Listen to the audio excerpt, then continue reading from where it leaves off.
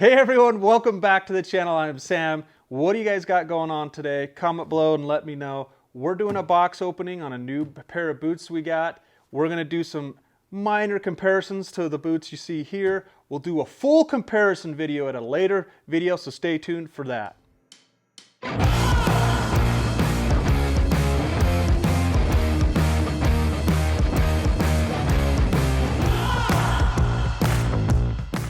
All right, guys, welcome back. Before we jump into the box opening and get to some specs on this new boot, if you're not already subscribed, hit the subscription button. Also, if you guys want to, buy any of these boots or buy any gear, there is a Rocky Mountain ATV link in the description below. I get a small commission for anything that you purchase. I really appreciate that. It helps me to continue to do reviews like this, so thank you in advance.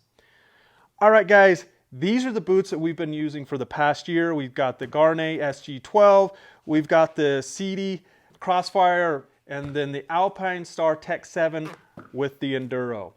But guys, I'm really excited to open up this boot. So, all right, this is the Leatt 5.5 Flexlock boot, but this is a little bit different from their standard motocross. This is the Enduro boot. So we're gonna jump into that. Let's open this up.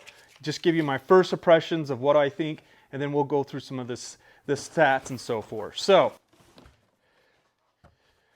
I got these in cactus, is what they say. Basically, they're orange and green, a bit of a funky color. Right off the bat, just looking at them, they actually have kind of the same opening as the SG12 with padding that's a little bit more like the SIDI. And all right, guys, they on the pictures look actually like, I thought they would be a little bit more narrow, kind of like the Alpinestars. Turns out, looks like they're actually more like the Gaerne and the SIDI here. So probably more comparison to these boots. So the toe box is a little bit thinner. It looks like it does have a wide enough toe box. It doesn't seem quite as tall as the Gaerne. It seems to be a little bit more like the SIDI. It's a little bit lower from what I could tell here. But as far as the width is concerned, it looks like it has plenty of room in there. In fact, Leatt says that if you have a wide foot, you should be able to just wear your normal size and your foot should fit in there just fine. I wear a 10, and we'll try them on and kind of see how they feel. Off the initial inspection, they look really nice. Tons of plastic covering to protection. They've got a full steel shank in there to keep you protected. Some extra little features, and also on the side, you can also take this off and put in a stiffer bracket or plate or whatever that is to help make your ankles a little bit more secure and so forth. So, all right, so Leatt claims that these are supposed to be super comfortable right out of the box. They do have some unique features. The biggest one is going to be this Velcro at the top. It's a special Velcro that basically when you do this, it holds it in place. So instead of having to go and push it like that, which it'll do as well, when you're tightening the boot and just pushing it up, it'll stay in place as well. Special slide lock. They call it slide lock cuff. These are forged aluminum buckles, and it looks like you have adjustability in here, and it looks like you have plenty of adjustability. And so this down here, this little area is for the ankle, and they claim that it's going to give you a 37% reduction on your ankle, and up here is a 35% reduction on your knees. So they compare this boot with the higher end boot. It is not as expensive. That's one thing I like about this. It's a newer boot. So, I'm a little surprised they didn't come with the higher price tag that these two boots. I think it's around 450 bucks.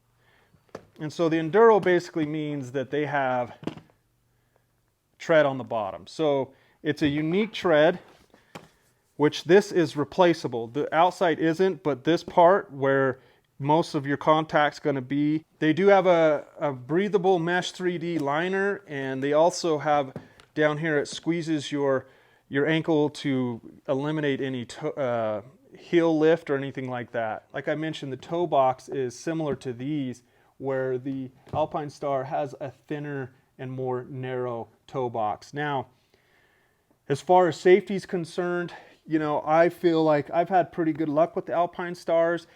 The Tech 7s don't have as much built-in reinforcement like, you know, these new Leatts or even the Gaerne and these Crossfires, the SIDIs. Buckles seem to be really nice and clip really easily.